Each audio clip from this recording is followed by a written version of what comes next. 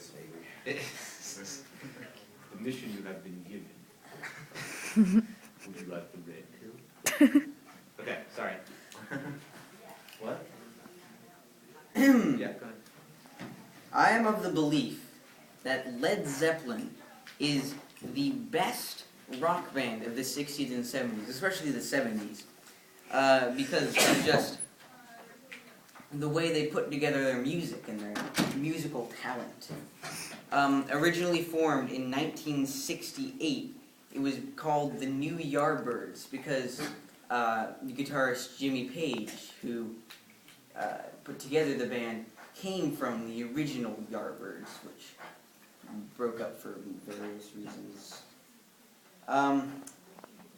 By the 70s, they were incredibly popular, despite critics. They were gritty and destructive. They would rent entire hotel rooms, entire hotel floors, and for example, the Hyatt House in Los Angeles, which they nicknamed the Riot House.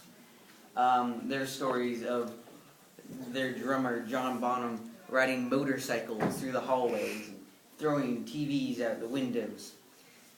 Led Zeppelin 4, or Untitled 4, for it had no clear title or band name, because they didn't want critics to criticize them, was one of the highest selling albums in rock and roll history. And they continued to top the charts with Houses of the Holy. But on September 24th, 1980, John Bonham died from an alcohol overdose, and which abruptly broke up the band. But still to this day, their legacy remains because of just the quality of their music.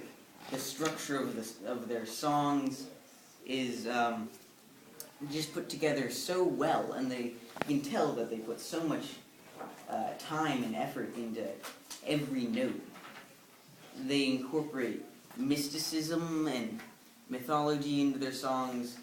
Robert Plant, their singer, was really into the Lord of the Rings, and there's tons of references in their songs. We have John Paul Jones, their bassist, who, well, most bassists, they're kind of just in the background, and without them the song wouldn't quite be the same, but you don't really notice them either.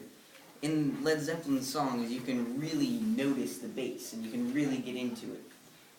John Bonham also doesn't just provide a beat for the rest of the musician's music.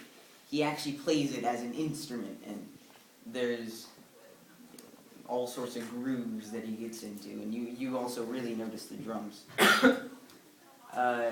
Jimmy Page, their guitarist, is an incredibly talented guitarist, and he really knows just what to play. And when you can really get into all the guitar solos and the high notes he hits. And Robert Plant was just the sex symbol of his time. He